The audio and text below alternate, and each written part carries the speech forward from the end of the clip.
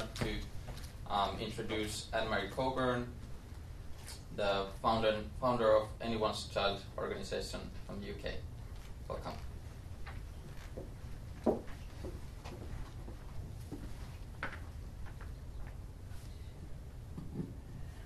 I'm one of the founding family members. There's quite a few of us that will help set it up in the UK. So this is my daughter Martha. She was my only child, and she died in 2013 from an accidental ecstasy overdose. So the story of Martha is about teenage curiosity, and I think it was the 4th time she had tried ecstasy. When I look back at the past 10 years, to that time in my life, I really loved being a mum, despite what teenagers sort of do to us in respect to testing us. But Martha made me the best version of myself.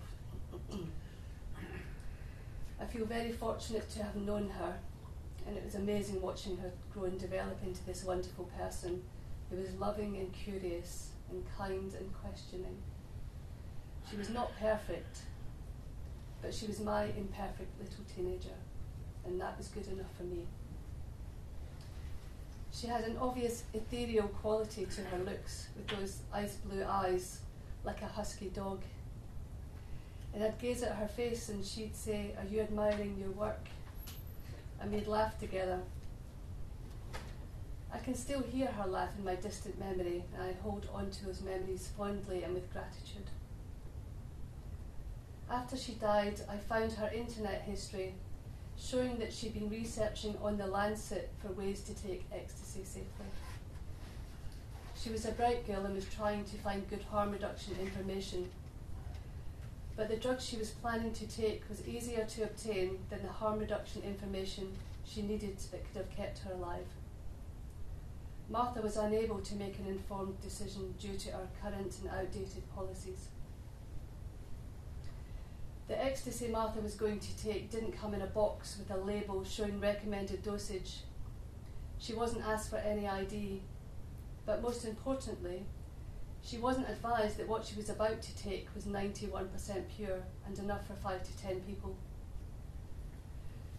So she swallowed the whole half gram in one go and died 3 hours later, full of hopes and dreams. Aged 15 years, 9 months, 7 hours, and 36 minutes. No substance is made safer by leaving it totally unregulated on the black market. Whether someone has problematic drug use or is a recreational drug user, we know that the current system doesn't keep them safe or help people to make informed choices. Martha wanted to get high, but she didn't want to die. She loved life and had so many plans for her future that she talked about constantly.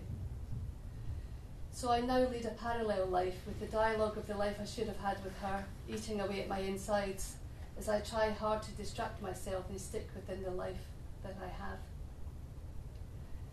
Martha went out on a Saturday morning in July 2013, a perfectly healthy 15-year-old girl, and all that came back from the police were her shoes and her school bag, which I brought with me today.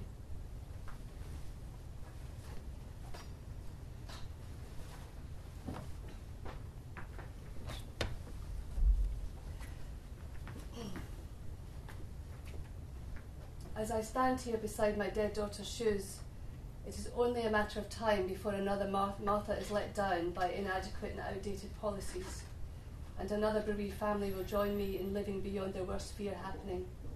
Somebody's daughter or somebody's son. It could be anyone's child.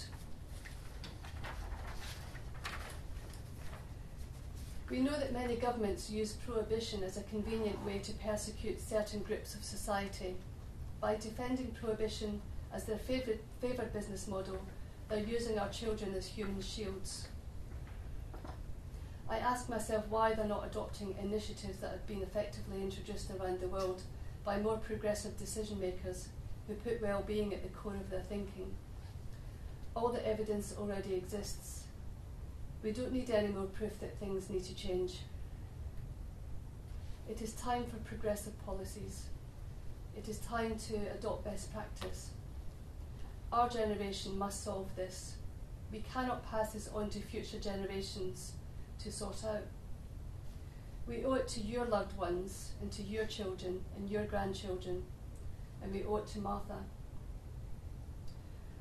One day, I will wake up to the news that all drugs have been legally regulated, and I know this will protect the young and the vulnerable, and I know this will save precious lives. And do you know what I'll do on that day? I'll order Martha a gravestone, and I'll have words carved into that gravestone, because finally the sacrifice of her death will have a meaning that makes sense. And I will then get on with my life and turn the volume down to zero and the niggling narrative of my other life. Thank you.